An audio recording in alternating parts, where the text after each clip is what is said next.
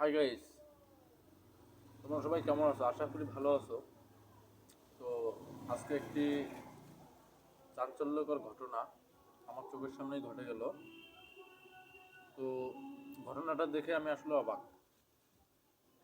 ঘটনাটা হচ্ছে, একটি মেয়ে ও তার বাবা এবং তার মাও সাথে তারা আত্মীয়র বাড়িতে গেছিল। বাসায় ফেরার পথে মানে মেয়ের বাবা অটো চালায়, তিনি তার অটোটা দাঁড় করাইলো।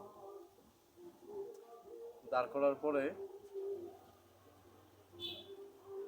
মেয়েটির সামনে একটা সিগারেট কিনে সিগারেট খাইতেছে। মেয়েটার বয়স 15-16 হবে। তো মেয়েটা অটোর মধ্যেই কান্না করলো, জোরে জোরে কান্না করলো। তার বাবা বলতেছে যে কী হয়েছে কী হয়েছে, আমরা সবাই গেলাম। তো যাওয়ার পরে দেখি মোটামুটি কিছু লোক জড়ো হলো। পরে মেয়েটা বলল তার বাবা সিগারেট খাইতেছে, এই জন্য সে কান্না করতেছে।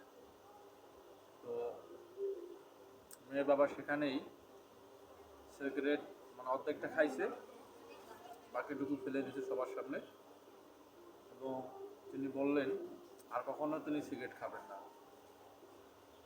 তো আমার মনে হয় প্রতিটা ফ্যামিলিতে যদি এরকম একটি করে মেয়ে থাকতো, তাহলে আজকের সমাজে যত বাবা আছে যারা মাদকের সাথে জড়িত, সিগারেট খায়, আরও বিভিন্ন নেশার সাথে জড়িত থাকে, হয়তোবা থাকতো না। প্রতিটা ফ্যামিলিতে এরকম একটা করে মেয়ে প্রয়োজন, ঠিক কিনা?